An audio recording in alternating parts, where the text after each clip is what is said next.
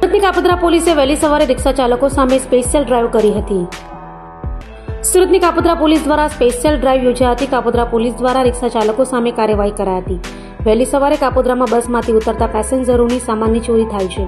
વહેલી સવારે કેટલાક રિક્ષા ચાલકો બહારથી આવી પેસેન્જરોના સામાનની ચોરી કરે છે તેવી અનેક ફરિયાદો પોલીસને મળી હતી. જે ફરિયાદોના આધાર પર શંકાસ્પદ રિક્ષાઓને ડિટેન કરવામાં આવી હતી.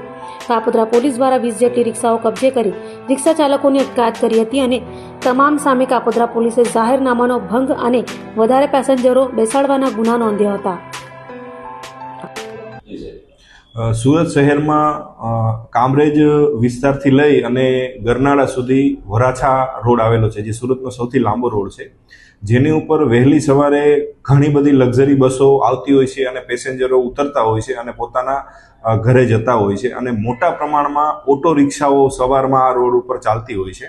ઘણીવાર એવા બનાવો બનેલા હોય છે કે આ ઓટો રિક્ષામાંથી પર્સ ચોરી, કોઈ સામાનની ચોરી થતી હોય છે અને આવા ચોરો સુરતના જુદા જુદા વિસ્તારમાંથી આવી વહેલી સવારે અહીંયા આવું કામ કરતા હોય છે. કાપોદ્રા પોલીસ સ્ટેશનમાં આવી નાની મોટી ઘણી બધી ફરિયાદો આવતી હોય છે, જેને અનુસંધાને અવારનવાર કાપોદ્રા પોલીસ સ્ટેશન દ્વારા વાહન ચેકિંગ કરવામાં આવે છે અને ખાસ કરીને ઓટો રિક્ષા ચેકિંગ કરવામાં આવે છે.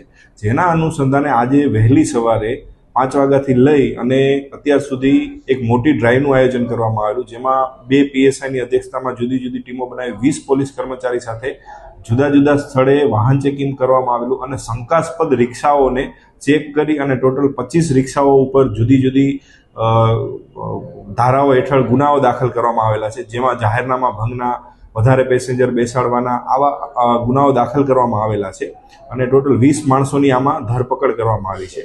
અને અમે જાહેર જનતાને કાપોદ્રા પોલીસ સ્ટેશન તરફથી વિનંતી કરી છે કે ઘણીવાર એવું બનતું હોય છે કે આ રિક્ષામાં નાની મોટી ચોરી થતું હોય છે તો પોલીસ સ્ટેશન સુધી માણસો પહોંચતા નથી. અમારી એવી વિનંતી છે કે આવું નાનામાં નાની વસ્તુ બને તો પોલીસ સ્ટેશન સુધી આપ પહોંચો અને પોલીસને ફરિયાદ કરો.